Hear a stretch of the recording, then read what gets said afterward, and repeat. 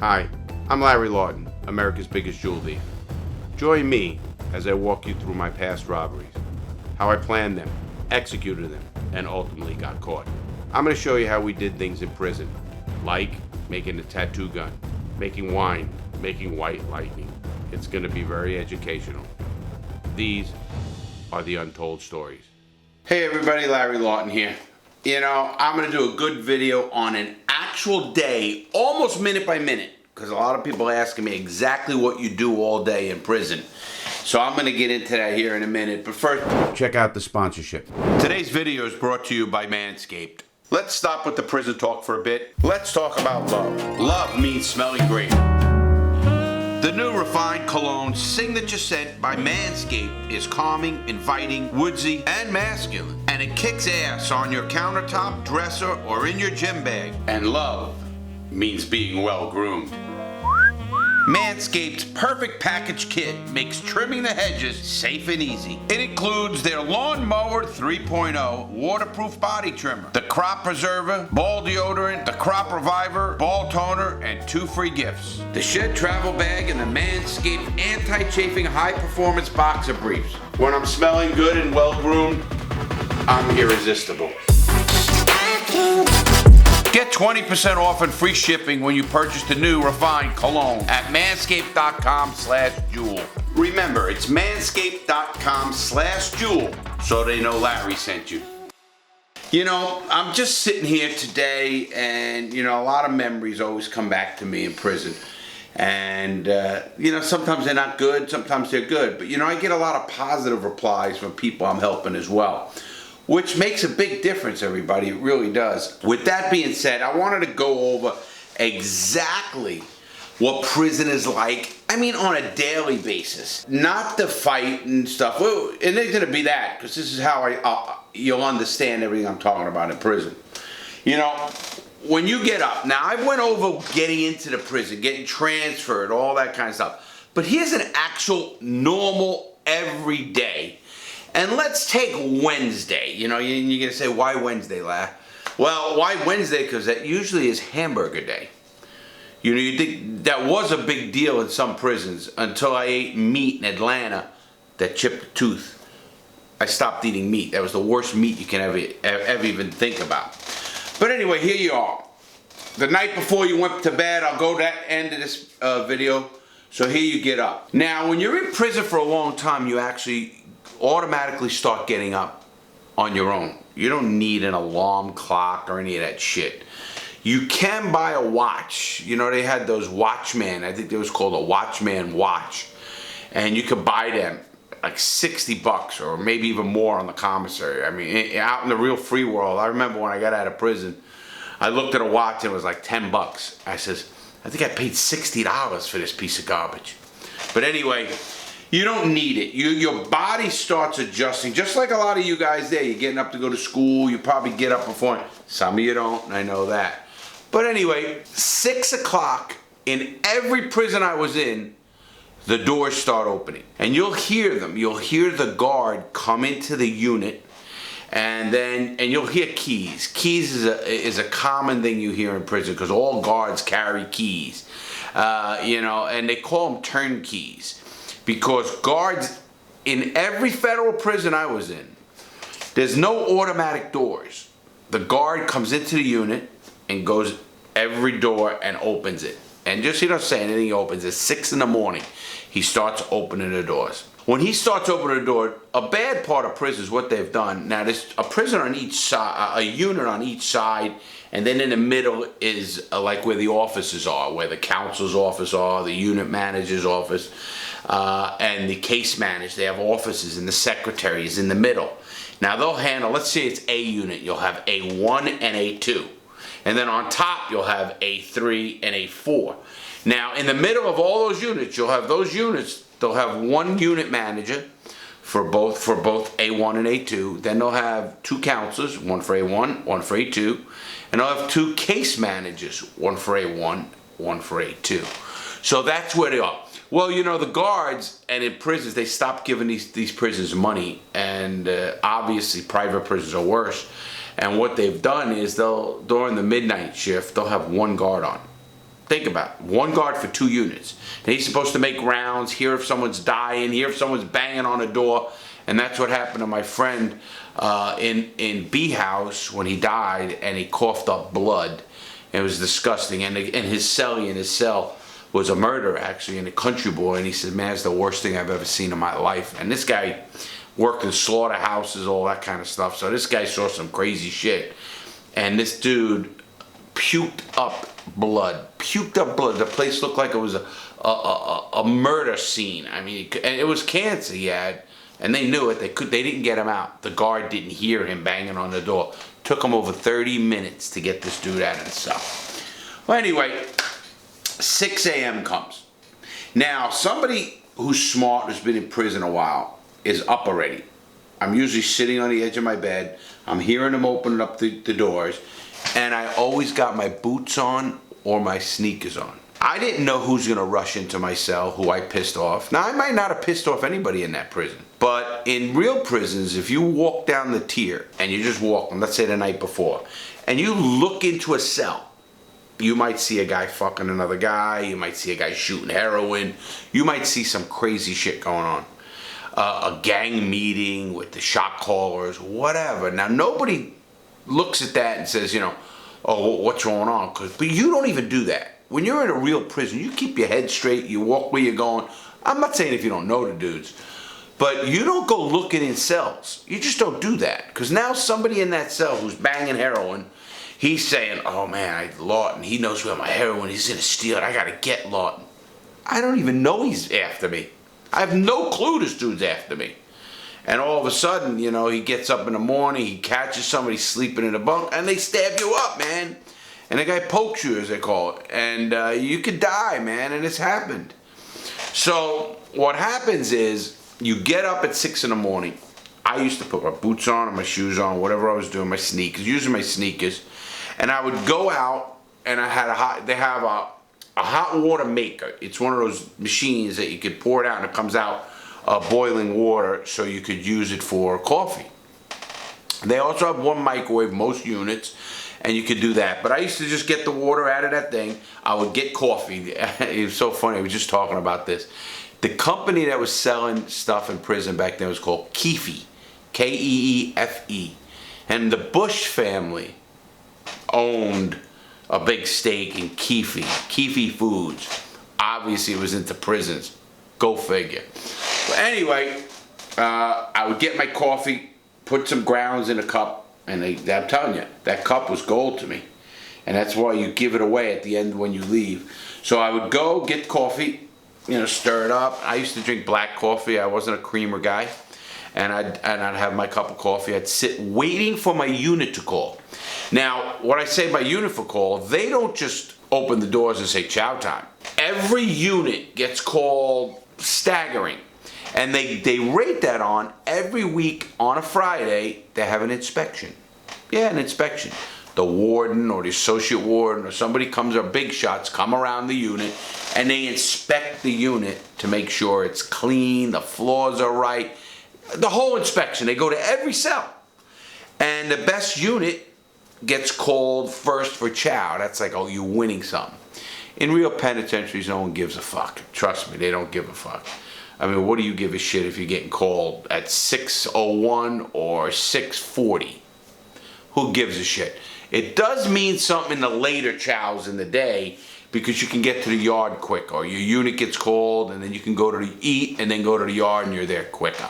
That's about it. So anyway, at 6 in the morning, I'm up, I got my coffee, I'm usually sitting around the table with a couple other convicts, and we're talking about whatever happened. That's the time, if you remember the story here, is when the guy got his anus cut from the top of his anus until his scrotum, and they found seminal fluid. And the dude came back from the infirmary. One of the dudes in the prison worked in the infirmary overnight, and that was his job. And he came back and showed us what it said. After we heard that dude screaming, we thought he was killed. We find out he wasn't killed. We knew all that. Anyway, so now here at 6 o'clock, 6 or whatever it is, let's say whatever. So you're talking, you're bullshit with people. You're always in the mornings, you don't know what people have bad days, what's going on, and you better keep your wits to you. it was funny because I was in Yazoo, Mississippi, and me and my buddy Big Ron, I love him to this day, man. Big old dude. He was like my bodyguard, I call him. Him and I we really got close. He was a convict. And so Ron and I were on the first floor of the unit. Now this unit had 2 tiers. So, you could live on the first tier. Say, we lived on the first tier on the bottom. When you come in the unit, you go to the right. My cell is about 5 cells down. Ron's cell is a cell down after mine. And we used to hang out all the time. Well, the night before, we heard, and we know what's going on, there was going to be some big shit happening in the morning. Now remember what I told you, that there's only one guard on for both units. Only one guard on. Well, anyway, I am telling you, I saw a rumble. It was better than any fight you ever saw in your life. So Ron and I know what's going on. Now the door's open. When our unit door opens, the guard goes to the next unit and starts opening doors. Now, it takes him a while to go every cell all around, and then on the top tier all around. Well, they had it planned, these 2 different groups. There was a black guy and a Hispanic guy. Now, they had it planned. These 2 dudes were going to come out in the middle and square off. And I'll tell you, they did. It was a vicious fight. But it didn't just end there. Then somebody tried to pull somebody off. One of these 2 gangs and shot call. And it gets into a big fucking hole. 7 on 5. Now Ron and I are like this, our backs to the wall. Ain't our beef. I don't give a fuck what you do. And those guys are going at it hard. Well, anyway, they had lookouts because there's a door going into the units where the secretaries and the unit manager, all that. There's a door there. There's a door on each side. So they had a lookout looking in there to make sure when that guard was coming to scream. And sure enough, you hear him go, guard! And everybody scattered. I mean, it was like, holy shit. You think they're in the middle of a fight. No, everybody scattered. There was blood around. Now, we're just standing there. Everybody's out like you're waiting for chow, this guard. And this was Yazoo. Now, Yazoo at the time was a new facility. It was a gang prison. But it was a new facility.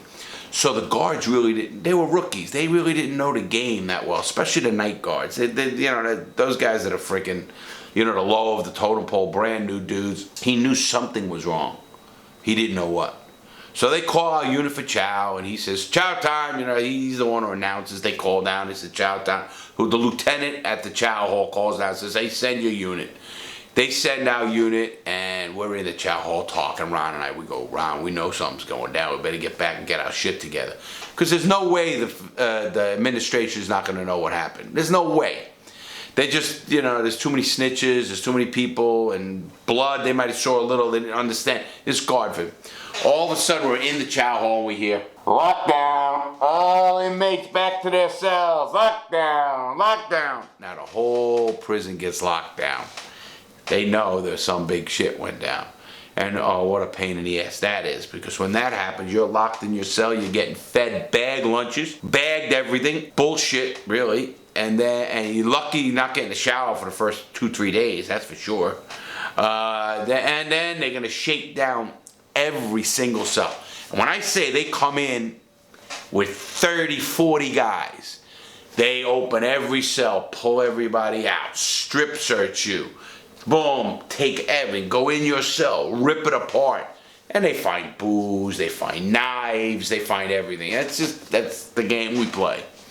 Well, anyway, so your typical day is not that, obviously, but your typical day, you go to chow.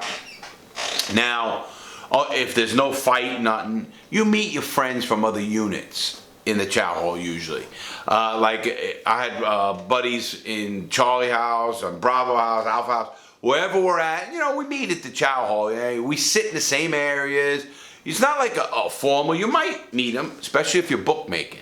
When we used to do the football tickets, I would have runners, and the runners already picking up tickets, giving them the other units and stuff like that. Because in prison, you just can't go to any unit you want and say, hey, I got to go to unit, the Charlie House and C1. The fuck are you? This is not like you just walk around. The prisons I was in, we had what they call movements, and they call a 10-minute move. But anyway, chow hall is 6 o'clock. Anyway, they run chow for approximately an hour till 7. Probably last call, and chow is going to be 7. They will have a last call, because you could be a straggler and go out at any time once your unit's called. So you go to the chow hall, you eat, you bullshit, you talk, whatever it is, you steal whatever you're going to steal. Guys who are stealing sugar are stealing that. Guys who are bringing bread back are bringing that. Guys who are bringing fruit back for wine later in the week. Everybody has their gig. And they all, start that early in the morning. Now, at 7:30, maybe 7:40, depending, they'll have work call. Work call. Now, depending on your job, where you work in the prison. Now, I get a kick out of people. I talk to them, young people, and they go, oh, I go to prison, I gotta work, I fucking sleep, man, it's not bad. Are you kidding me? You have to go to work. Either you're going to work somewhere, or you have to have a medical pass to stay in bed. And if you don't have a medical pass, you are going to work. Now, you might work in the unit as an orderly. Orderly means clean the toilets, clean the showers, mopping the floors, doing all that shit. And they'll have a bunch of them. It's not like one. Or you might work on the rec yard, which is like a bullshit job. You go out to the rec, you really don't do shit, but you have to check in. A guard will check you in. Lawton here. When you're not there, you're going to the hole. You better have a reason you're not there. You might work in education. You might work like me, maybe in a law library. Or you might work in the kitchen. Now, if you're a kitchen worker, they get you up at 4 in the morning, 4 o'clock in the morning. And then you get to the chow hall at 4:30 and you're preparing to move food and all that, depending on what you did. And all the gangsters in Atlanta had the chow hall. And it was funny because we didn't do shit. Our job was like to fill the napkin holders. Pretty much steal, too. That's about what we did, steal. So now you go to work. Now you're at work, whatever you call it, work. Now there are people who work what they call CMS, which is the prison industries, like, not industry, prison CMS is like the plumbers, the electricians, the carpenters, or whatever. And then you have what they call prison industries, or Unicor. Biggest fucking racket the government has. Go look at some stuff on 60 Minutes where they put people out of business. Good businesses out of business, because how can you compete with slave wages? Nobody on the street can compete with a prison. And there's people go there and work in Unicor. And listen, I don't care what they do. I mean, obviously people have to survive one way or the other. You have no money coming from the street, because it takes money to live in prison. Now, that's another thing. And especially when you get into any bad habits, and every habit's in prison. Drugs, alcohol, gambling, you name it, it's in there. So if you have a problem, I often tell young people, anybody, if you go into prison and you went because you had a problem, you better take care of your problem before you get to prison, because you're not going to take care of it in there. Because it's easy to get alcohol, booze, drugs, whatever you want. You want cocaine, it's the 3rd cell. You want heroin, that cell. You want weed, that cell. You are going to get what you want, and somebody's going to give it to you, and they're going to want you to do something for it, or whatever it is. You might end up stabbing someone for it, because they say, listen, you owe us money, you got to take that guy out. They might fuck you in the ass, they might do whatever, you can be raped or hooked up with somebody. It's a sick way to live, but it is what it is. Now you go to your job, whatever it is, the Unicors or whatever that job is, and now you're going there, and then they have lunch. The people from the yard usually go back to the units, or they'll release them right from the yard. And everything staggers on time, starting at about 11 o'clock in the morning. And they always feed Unicor. Maybe 10:45, 11. Unicor is they need Unicor. The prison loves Unicor. They make money off Unicor. They pay for the prison in uniform. It's crap and it's bullshit, but it is what it is. So all those guys go to chow first for lunch. Now, they end up going back to their unit. They don't have to be back at work till whatever it is, 1 o'clock or 12:45, and they'll have work call again. But they go back to the units, and that's another good spot for us, because that's when we get stuff from Unicor. Like at one time we had a guy who used to keep our stamps in Unicor. Or you got guys who are maneuvering football tickets in Unicor. You have another guys that are hiding drugs in Unicor. Whatever, Unicor is a mega business. Like in Atlanta, Unicor made what they call a battle dress uniform, BDU, battle dress uniforms. They made mail bags, the federal government mail bags, and furniture. They had 3 unicorns in Atlanta. Think what I just said. 3 major, and I'm talking hundreds of people. Hundreds. And they're working you either worked in the furniture, you worked at the mailbags, you worked at BDU, Battle Dress Uniform. No, so now Battle Dress Uniforms, they make uniforms. What do you think is in there? Needles, this stuff. I mean, there's so much shit. What do you think is going to be in the cabinet making? The furniture. They made furniture, office furniture. You could get whatever you want. Now they have the guys who would get that stuff for us would be working at the CMS. Now that's the prison stuff. Now they walk around with a guard. He's not really a guard. He's like he's what they call the maintenance guy or the CMS guys. Now they're all guards. Everybody in a prison is a guard. But they work there. They get to know all the guys that work for them because they pick who they want to work for them. Because if you had like electrical background, or you had a plumbing background, or you had a carpenter background, you know, they might want you, and you go get that job over there. Because the carts they bring around, it's all inmates. You don't think these people work? They don't work shit. The inmates do the work. But so they'll bring a cart around, they'll go fix the shower. That's the guys who took the shower bolts off of Atlanta, took the plate off, and we made the hole, and we put our wine behind that hole. But now those guys used to have a cart, and they would make a compartment.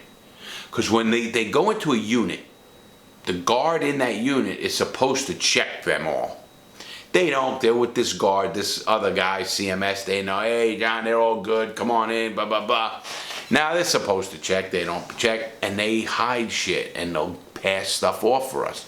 There'll be a false spot on their card, and they'll bring you a shank, or they'll pass stamps, or they'll pass football, or they'll pass drugs. It's a maneuvering game that's so wild and so, I'd say funny, but it's just, you know, you start living this life that's just such a manipulative, such a sneaky life that, you know, one, you learn you don't trust people, period. I mean, people throw you in a hole, who's snitching, who's not. It's all over the place. And but this is so far the day. So now you're at lunch, and what do you do at lunch? Now you got to go back to work at 1 o'clock. Now, in all the prisons I was in, they have what they call 3:30 recall. 3:30 recall, they'll recall work. Most of the work is recalled at 5 or 3 o'clock or 3:30, and everybody has to come back to their unit. Everybody comes back to their unit, except the essential workers, like certain cooks are still working. Certain people in certain jobs, medical might be working. That's, you know, they'll work there. In every single federal prison in the United States and Puerto Rico, and wherever we have a federal prison and they have holdovers and everything, they have what they call mandatory 4 p.m. count. That means every single person is standing on their feet, boom, boom, on their feet being counted when they have 5. Because they'll lock you in our cell about 5 to 4. They'll lock everybody, you know, they'll say, lockdown, lockdown. Everybody goes to their cell, right? And they lock down. Then they'll say, count time, on your feet, count time. Everybody's got to get on their feet.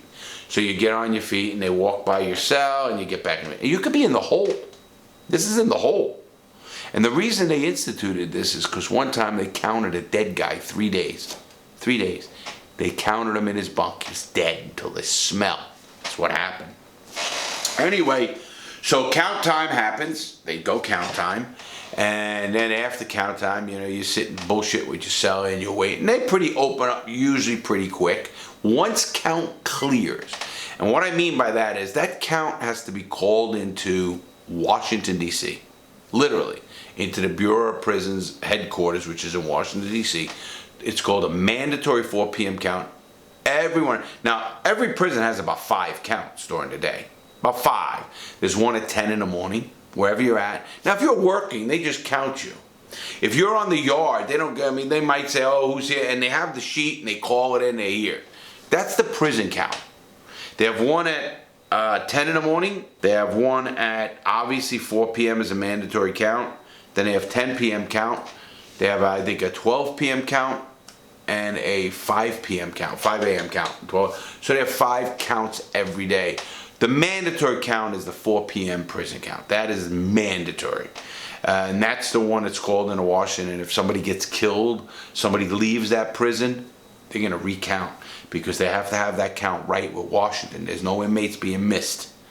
You know, if somebody escapes, you know, Washington, D.C. knows about it. You know, somebody dies, Washington, D.C. knows about it. And I'm talking headquarters, which is the Bureau of Prisons. When I was in, it was a guy named Harley Lappin, fucking jerk off. They're all jerk off. Anyway, 4 p.m. count. Now we're usually out by 4:30 is we're usually out by. So 4:30 comes, they're usually opening the doors, everyone's bullshit, and you go into the yard. Now you don't have to go to chow at night. You don't have to go. Well, you can skip chow and they'll have what they call rec call, and they'll give you 5 minutes to get to the rec yard, work out, do what you do. But you can't go to chow. It's not like you can go to a rec yard and then come back and go to the chow hall. You can't do that. They'll take you out, put you and lock you on the rec yard, whoever wants to go out there, and you're out there until the next next movement. That movement's usually 6 o'clock. And they'll have a move, and that's when chow is over, everything like that is over, and they'll have, you know, a movement. 10-minute move, 10 minutes, then they'll have one. That depends. Sometimes I have them at 6:30, 7:30. They're on the hour, or whether it's on the half hour, on the hour, and they'll have every prison, and then the last count is 8:30. In most prisons, it was 8:30. It was recall for 8:30 because they had 9 o'clock count. So at 8:30, everybody's on the yard, who's playing basketball, playing softball, whatever it is at night. Handball's big in prison. We do out there. You get out there, and that's where all the movement goes. That's where everybody from all the different units, people know each other, make deals. You know, lovers hook up. There's so much shit goes on out there, from drugs to rock and roll to sex to gang meetings to gang with the, you know, you'll see them walking talks. So, you know, you'll see guys walking around the track, and it'll be maybe a shot call for one gang and a shot call from another gang. They're, you know, hammering out whatever's going on in the prison. They got to make sure everybody's on the same page. And don't think the prison don't know all this shit. Don't think they don't know and watch it, because when shit goes down, they're always asking. I got to know all the shot calls because I was pulling paperwork. And you came to prison, I'm pulling your paperwork. If you came to my prison, I'm pulling your paperwork. I'm going to know everything about you. Everything. So I always tell people, be careful. Be careful what you do. You don't even think it's in the records. It's in a record somewhere. And Larry knows about it. And if Larry knows about it, then the shot callers know about it. Everybody knows about it. So now, they lock us down at 9 o'clock. Now, some shit a lot of times happens at night. They had a lot of people had a whole day to figure out what's going on. Who's fucking up. You know, who owed somebody money, didn't pay it. And, you know, they're going to catch you before 10 o'clock lockdown. Now, some prisons, depending on the prisons, depending on what's going on, they lock you down. I never seen 9 o'clock unless there was shit going on. But 10 o'clock. I've seen 11 o'clock. But 10 o'clock, it's lockdown. So they count you at 9 in your cell, and then they'll let you out in 15 minutes because it's not a mandatory. They know what's going on. And then you go out, and then that's when I used to do acid and all the drugs I did in prison, which I don't condone. But I used to do my acid in prison, and I'd take a hit of acid about right after count time at 9 o'clock at night. So it's 9:15. I take a hit of acid, and I'm waiting, and you see everybody doing it. You know, you lay your hand, your arms are on the tier, you know, the railing of the tier. You're looking at shit. That shit starts hitting you at 10 o'clock. Because it takes 30 minutes or 40 minutes, whatever it takes you to hit you. And you're watching the wall breathe.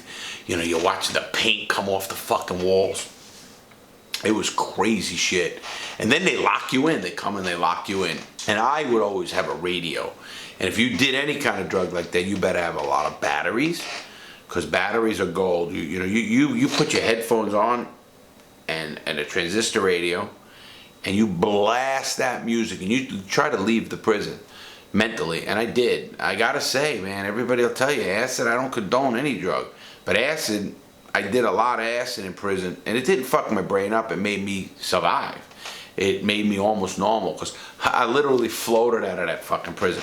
But it's not about the drug. It was my getaway. You know, if you don't stay normal, it's weird. You know, you have to do things. I mean, obviously, you're in your cell, you're jacking off. You all know about me getting caught at 1 in the morning in my own bunk masturbating, jacking off. Like, who doesn't do that? What person doesn't do that?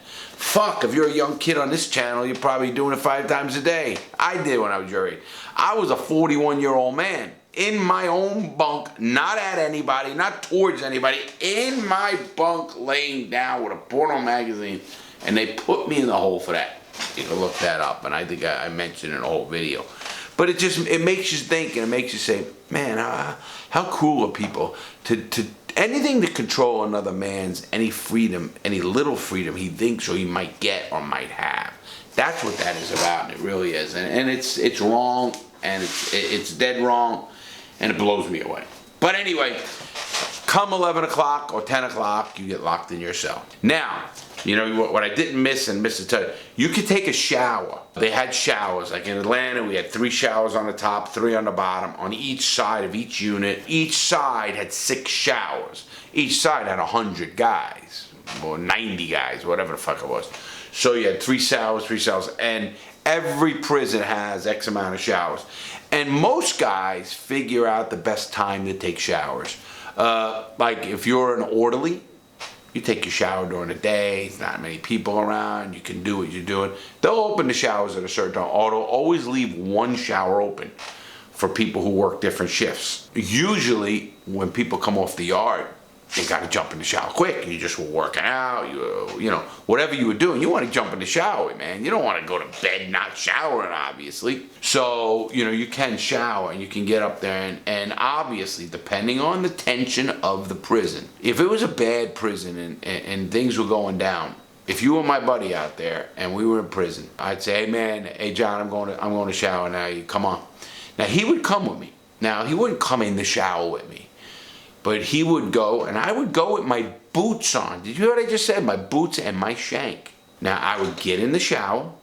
Now, he would wait out front of the shower, and I'd take my boots off right there, shower, do all my shit. If he banged on that wall, bam, bam, bam, I know somebody's coming. I grab my boots, I throw my boots on, and I got my shank in my hand. My dick is swinging, but I got my shank in my hand. Because let me tell you something, I saw it, and I watched this happen. Some young kid didn't know it. I don't know who he pissed off, what happened. He went to the shower alone, and I think it was 2 or 3 guys, got him in the shower, hooked him up. He falls down. There was blood coming down the whole tier. Blood. You know, it was crazy, you know. He died, actually. And, wow, I look at that and I think about those things. I think he just didn't know who he pissed off. I don't know the whole story, why they killed him or whatever they did, but they killed this guy. It could have been from a neighborhood beef, could be a gang beef. I don't know. But he didn't know enough to go to the shower with somebody or a friend in that prison, and that guy could have waited. Because you don't want to be left in a shower with bare feet, no weapon, no nothing. Who are you going to fight? Who the fuck do you think you're going to fight? You ain't fighting 3 guys with boots on and everything else coming in with shanks. You're done. I don't give a fuck what you think you know. You don't know enough. And he didn't know that, you know, and those are the little things. You know, you better really know where you're at, what you're doing, and who you pissed off, I guess. I never pissed people off. I respected everybody. You know, prison's a place where you bump into somebody, you say, excuse me. You know, everybody wants their respect, and they deserve it. They're in there too. You don't know what they did. It could be a 7-time murderer. Could be a drug dealer, drug kingpin. I mean, we got to know each other. You know, I was a violent guy too. You know, so people get to know that, and what it is, it is. And, you know, and it's not a place where you have to be a bravado. You know, being quiet is better, and being reserved, and listening, observing. That's the key to prison. But that's the day. Even the showers. I think I gave you all the day, the 3 meals, how it goes with the prison stuff, and the moves. So I hope you learned something about prison, and I hope you don't go to prison.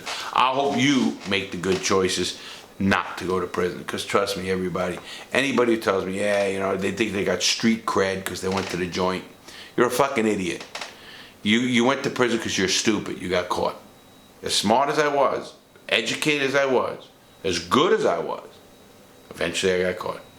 So don't think for 1 second you think you can do it. And they all do, people do. And I did. So I won't judge you even, but don't think you're gonna get away with it. I don't want you to go to prison, man. I really don't. That's a big part of who I am. And I don't want to see people go live that life. Have a great day, everybody. Stay safe. Thanks for watching.